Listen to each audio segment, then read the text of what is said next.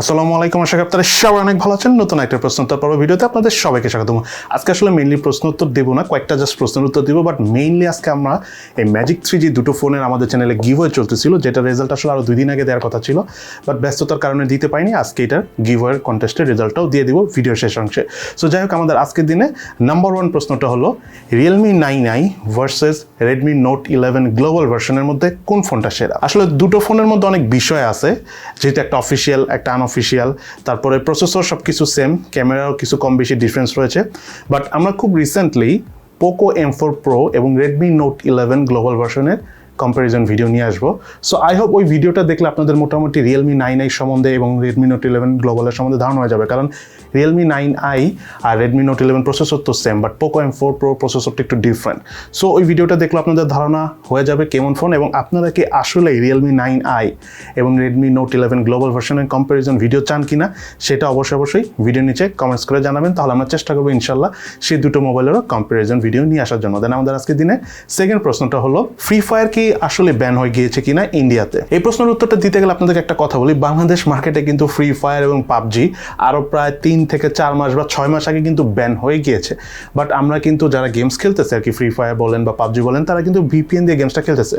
So এখনও Indian মার্কেটেও এই FreeFire VPN দিয়ে খেলা যাবে, যদিও এখনও কিন্তু বন্ধ হয়নি, ডিক্লেয়ার করেছে হয়তো বা কয়েকদিন পর বন্ধ হবে, বাট তখন কিন্তু VPN দিয়ে গেমটা খেলা যাবে। এবং তার পাশাপাশি ইন্ডিয়াতে কিন্তু পাবজিও বন্ধ হয়েছিল, পরবর্তীতে কিন্তু তারা BGMI অর্থাৎ নতুন একটা নাম দিয়ে পাবজি গেমসটা নিয়ে এসেছে।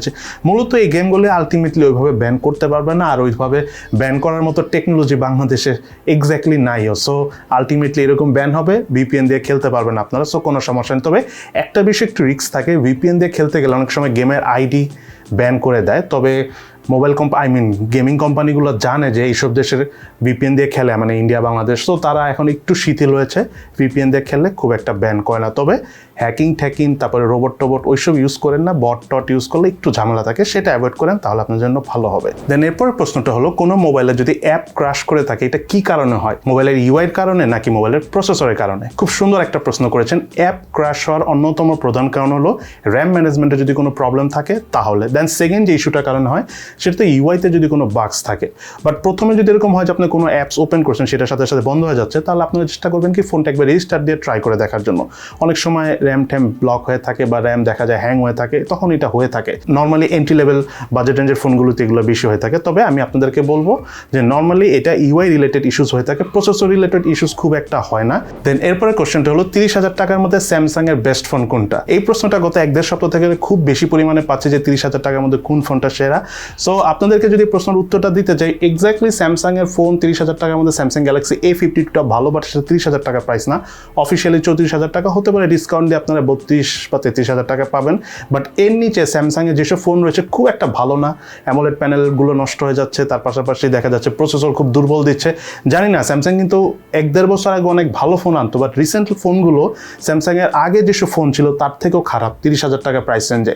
ইভেন আপনি যদি 0 থেকে শুরু করে 30,000 টাকা চিন্তা করেন, বাট 30,000 টাকার উপরের ফোনগুলো স্যামসাং নতুনভাবে বেশ ভালো করেই নিয়ে এসেছে। তবে স্যামসাংয়ে কিন্তু আগামীতে অনেক ফোন আসতেছে, বাট যেই ফোনগুলো ভালো আমার কেন জানি মনে হচ্ছে একটাও 30,000 টাকার নিচে আসবে না, সবগুলোই 35 থেকে 40,000 টাকা হয়ে যাবে। ইভেন স্যামসাং গ্যালাক্সি A53ও কিন্তু এক্সিনোসের 1200 প্রসেসর দিয়ে আসতে পারে, সো সেটাও সম্ভবত 35-40,000 টাকা প্রাইস হতে পারে। বাট আমি আবারও স্ট্রেট কাট বলে দিচ্ছি, স্যামসাং গ্যালাক্সি A52 30,000 টাকার মধ্যে one of the best phone, 30 না 32-33,000 টাকা, এবং এটা ক্যামেরার জন্য খুবই ভালো। গেমিংটা মোটামুটি যেহেতু স্ন্যাপড্রাগনের 720G প্রসেসর, বাট ক্যামেরার জন্য নির্দ্বিধায় অনেক ভালো, এবং ভিডিওর জন্যও কিন্তু। সো এরপরে আমি আসলে আর কোনো প্রশ্ন নেইনি, ডিরেক্ট আমরা চলে যাব আমাদের এই ম্যাজিক 3 দুটো ফোনে কে গিভওয়ে কন্টেস্টে জিতে নিল, কোন দুজন জিতে নিল তাদের রেজাল্ট। সো আমরা ডিরেক্ট আসলে আমি আপনাদেরকে দেখাবো সিলেক্ট করে, লটারির মাধ্যমে যে আমরা সিলেক্ট করবো সেটা আপনারা দেখতে পাবেন। তো প্রথমে আমরা দেখবো হলো ম্যাজিক 3 যেটা ব্ল্যাক কালার, এই ফোনটা কে জিতলো। দেন সেকেন্ডে থাকবে হলো ম্যাজিক 3 ব্লু কালার ফোনটা, যেহেতু দুটো কালার রয়েছে। সো আমরা দেখিনি ব্ল্যাক কালারের ফোনটা কে জিতেছে প্রথমে। সো আমরা ভিডিও লিঙ্কটা নিয়ে যাই ডাইরেক্ট কমেন্ট পিকার ওয়েবসাইটে যেয়ে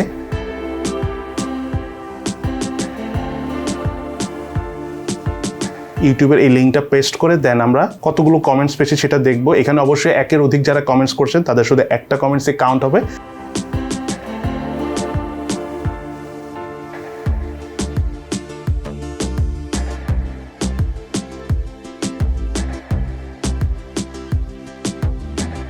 সো প্রথমে আমরা যতগুলো কমেন্টস পেয়েছি তার মধ্যে যিনি ফার্স্ট উইনার হয়েছেন তার নাম হলো মিনহাস সোহার্তক। কনগ্রাচুলেশন মিনহাস ভাই, আপনি জিতে নিয়েছেন ম্যাজিক 3 ব্ল্যাক কালারের ফোনটি।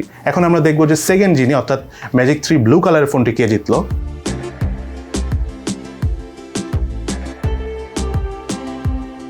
এবং আমাদের ম্যাজিক 3 ব্লু কালারের ফোনটা যিনি জিতেছেন তার নাম হলো আল মাহমুদ। কনগ্রাচুলেশন ভাই, আপনি কিন্তু ম্যাজিক 3 ব্লু কালারের ফোনটা জিতে নিয়েছেন। সো আপনাদের উদ্দেশ্যে একটা কথা থাকবে, যারা আপনারা গিভওয়ে কন্টেস্টে পার্টিসিপেট করেছেন বা করেননি, একটা জিনিস হলো যারা উইনার হয়েছেন তারা ট্রাই করবেন আমাদের ইনস্টাগ্রামের পেজে যে নক করে আপনার ডিটেলসটা দিয়ে দেওয়ার জন্য, অর্থাৎ প্রযুক্তির ইনস্টাগ্রাম পেজে। দেন সেকেন্ড একটা বিষয় আপনাদেরকে বলবো, অনেকেই আছে যে সেম নামে প্রোফাইল খুলে দেন আবার আমাদের ইনস্টাগ্রাম পেজে নক করে বলেন যে আমি জিতেছি।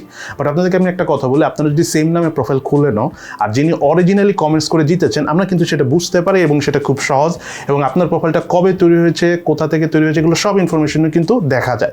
সো এগুলো কাজ করবে না, এগুলো হাস্যকর এবং আমাদেরও আলটিমেটলি সময় নষ্ট হয়, আর এগুলো করলে আসলে বিরক্তও লাগে।